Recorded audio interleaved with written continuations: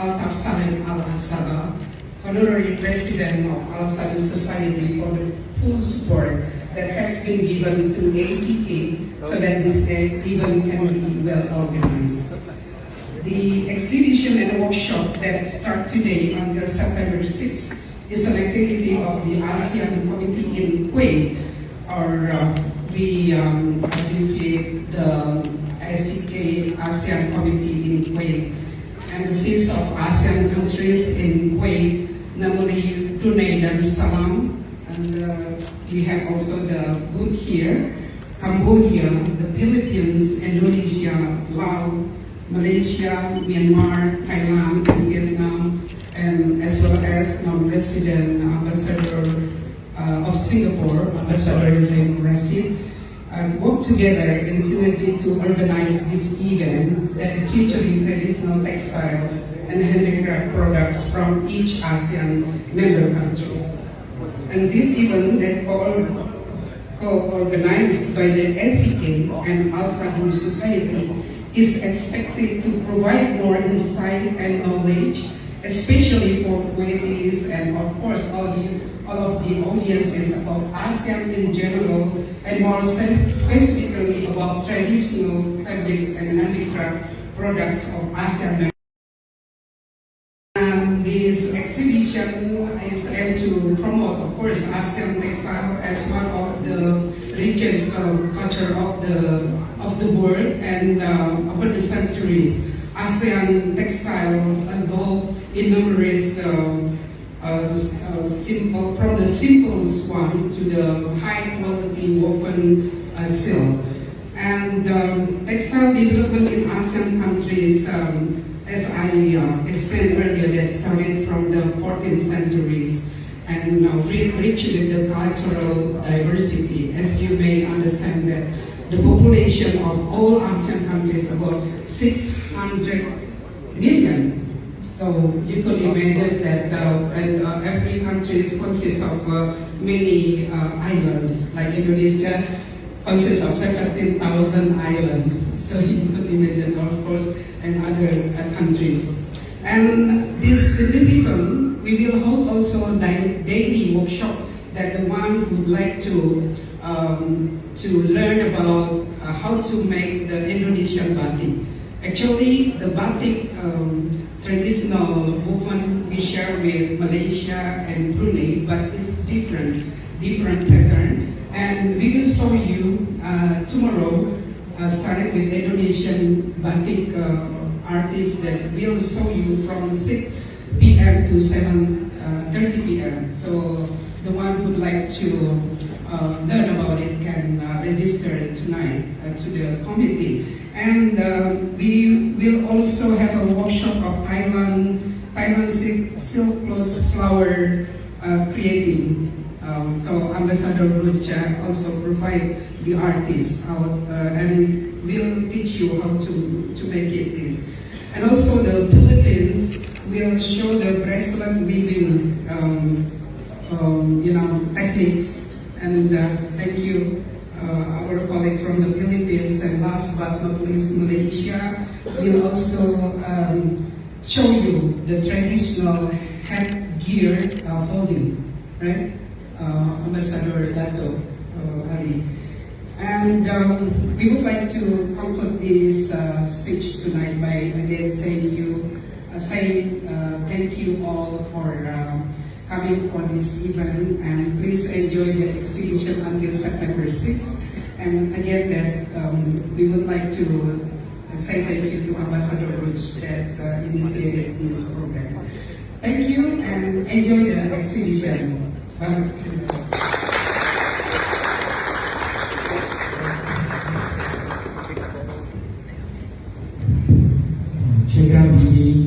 Excellencies, you may find it a little bit strange for a new ambassador to speak about textile. Well, for me, textile is a soft power, a tool for ambassador to use to promote his country easily. And I'm honored to have a privilege to give an introduction about the textile development in ASEAN. ASEAN, so as to give you a better understanding, at least to know what happened in the past. I hope you will like it. Allow me, first of all, to start with this map.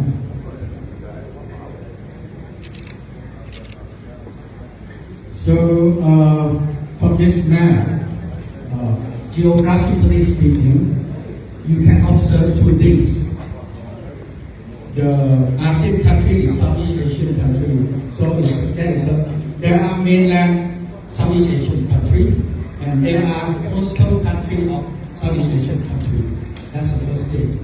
And second thing is Southeast Asian country is located at the middle between India and China.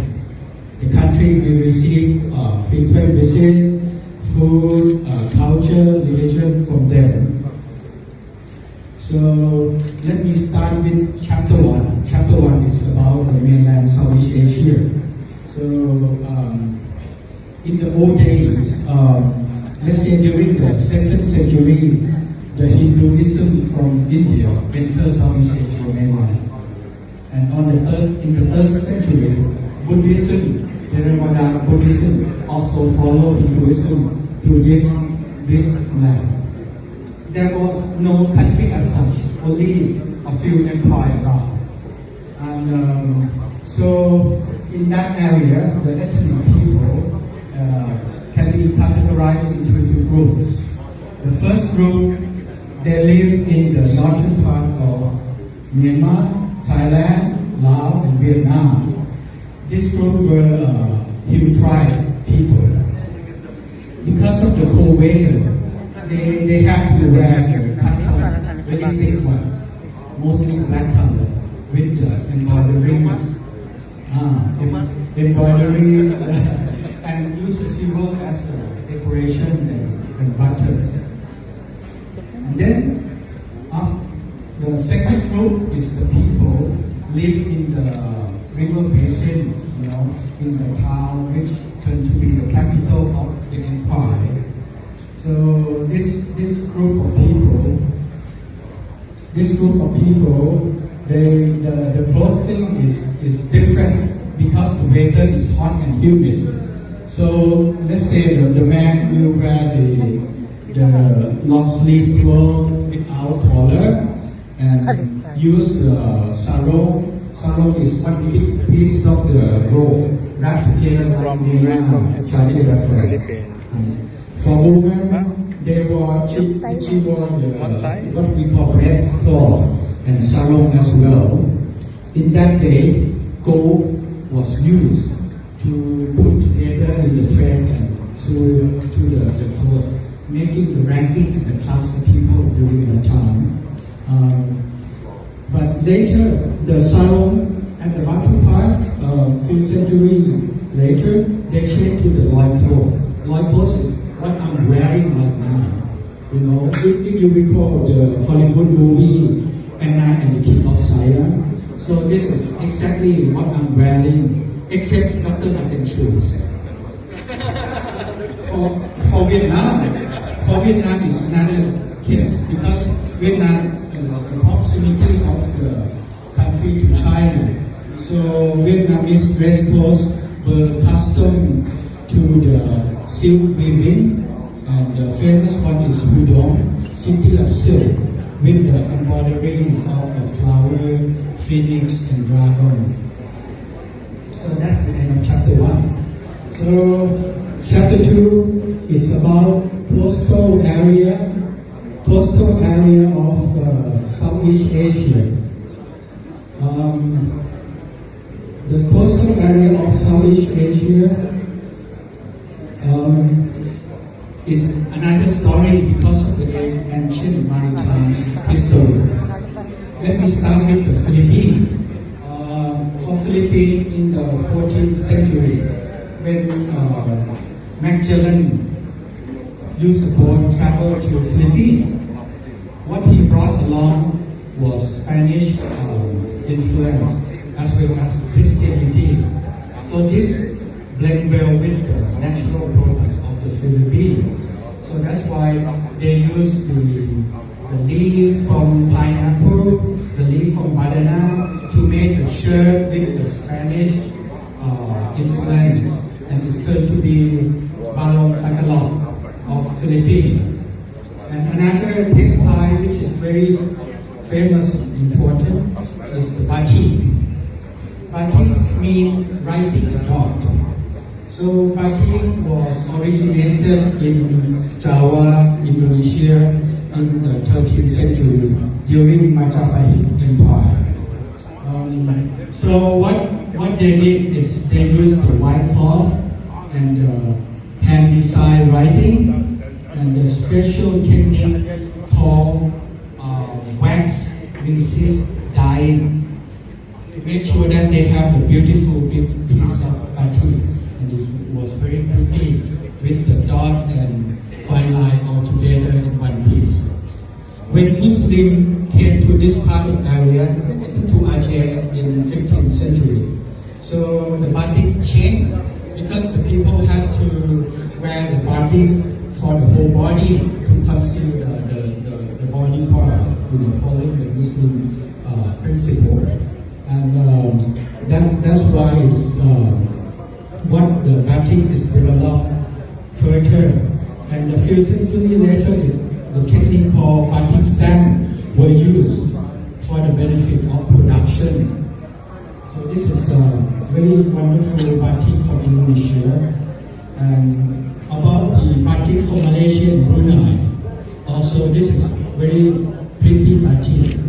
Even though they share certain elements of batik developments, but batik from Malaysia and Brunei, they concentrate on the brush painting, which is on the batik itself. So they use the brush painting with many beautiful colors and they design like a flower, leaf, butterfly. So it was very beautiful piece of works. So that's the end of chapter 2. Now I will turn to the chapter 3. Chapter 3 is the modern day of our national dress in ASEAN country. So I would say that the modern day, the national dress in ASEAN is a mix of, I would say it's old and new, the mix of our local culture, local wisdom, and modernization. So in this connection, I would like to pay tribute to the leaders, men and women from the government and business sector in ASEAN country to help preserve the batik, local batik of ASEAN country. And special tribute to Her Majesty, the Queen of Thailand, Queen Sirikit, the Queen Mother, who dedicated her lifetime in developing the Thai silk in Minnesota and creating jobs for the local people and makes the Thai silk to be known and mesmerized by the people around the world. I think I come to the end of our introduction, and I would, before it ends, thanks for your patience anyway. I would like to say that the fashion, hot fashion around the world nowadays is account for 10% carbon release and 20% of wastewater because of the fabric like polyester and microplastic and spun made from the plastic thread. But the yarn and silk and local product in balong takarog or batik, they are biodegradable, eco-friendly, which I think is high time for us to promote our local heritage, local textile to the world. And that's why we are here in Saddle House, the most famous of textile museum of Kuwait. So we would like to thank you for Saddle House for hosting this event, and thank you for your time participation. Actually, I'm not that good at as a textile. I'm not an expert at all. So credit given to my wife who taught me the story a few days back. Thank you so much.